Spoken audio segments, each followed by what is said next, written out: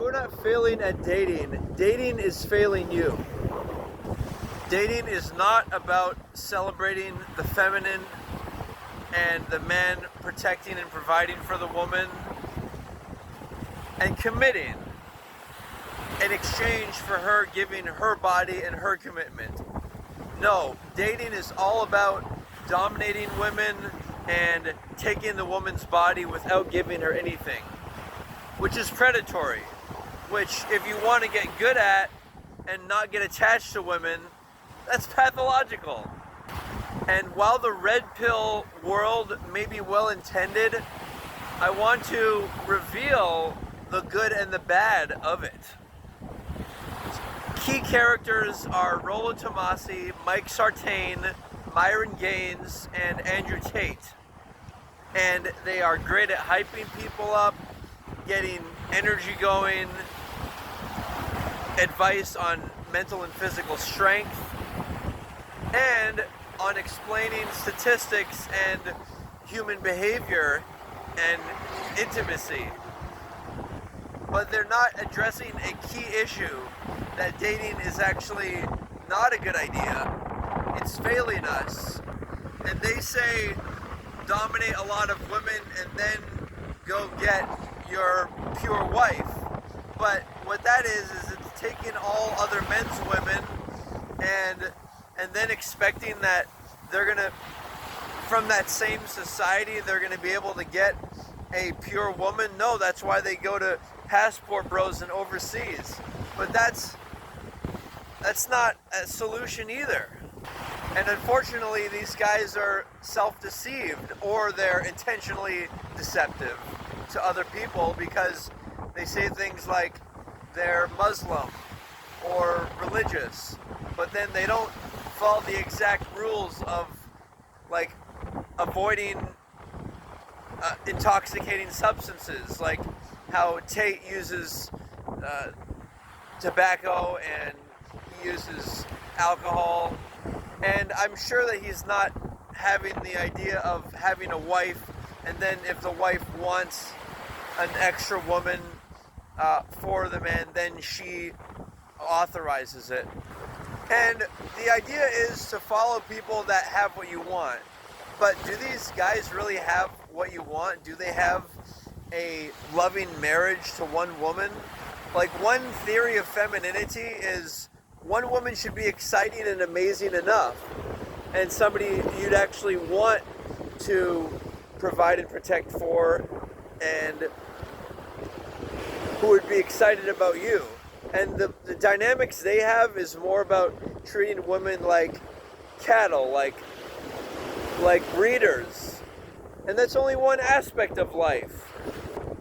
So the question is, what makes a man good?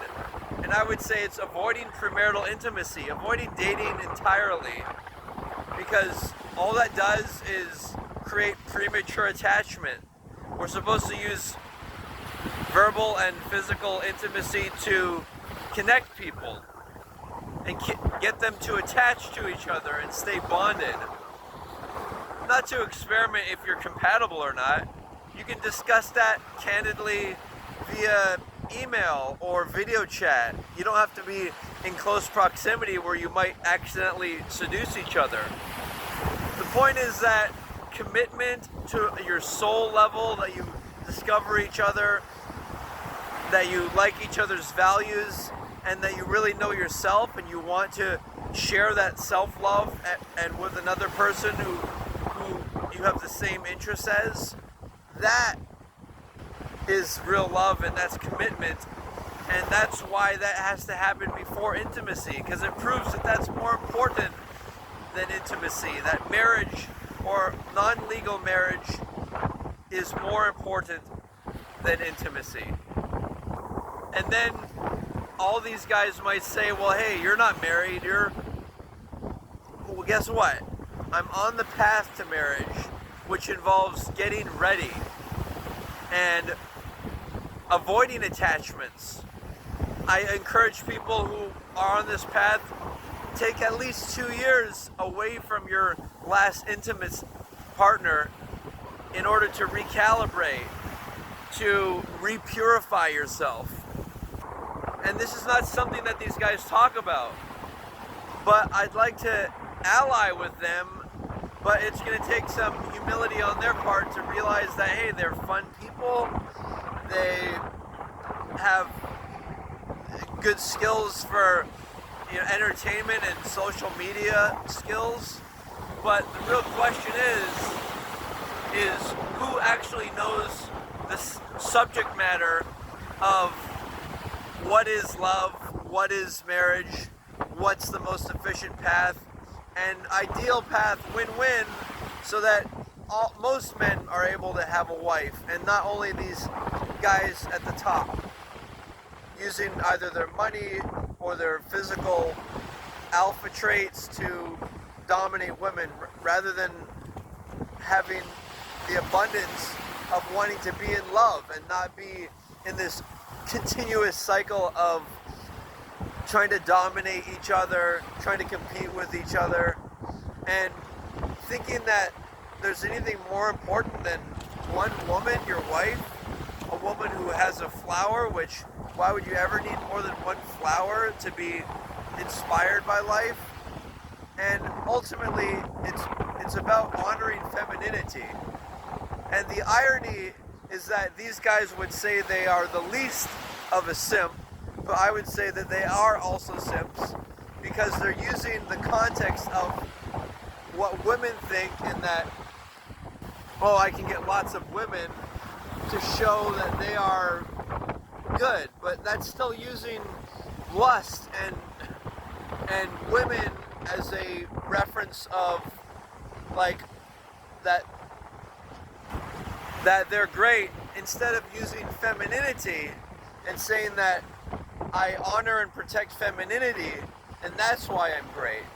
Like, if you're using getting and seducing women, which is the physical realm, not the spiritual realm, if you're using that to say that you are somehow elevated or more conscious or have got life figured out, you're wrong. But worse than being wrong, you're not in love. You're not in the frequency of love. So I'm inviting these guys, take your charisma and help me spread this type of positive message that is a win for everyone. Because no matter how mentally and physically strong you are and how much you know about sociology and outsmarting everything, it doesn't matter if you're not honoring femininity, and which is really honoring nature. It's really honoring women being able to enjoy being women, enjoy being their playful selves. And if you don't honor nature, then you'll be history. Your society will deconstruct, because people won't trust each other anymore, because they're all trying to seduce each other.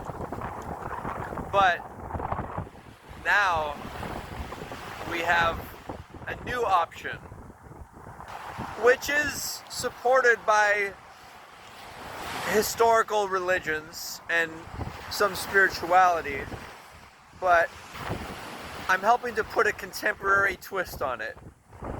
So aloha, guys, from the Pacific Ocean. Take care.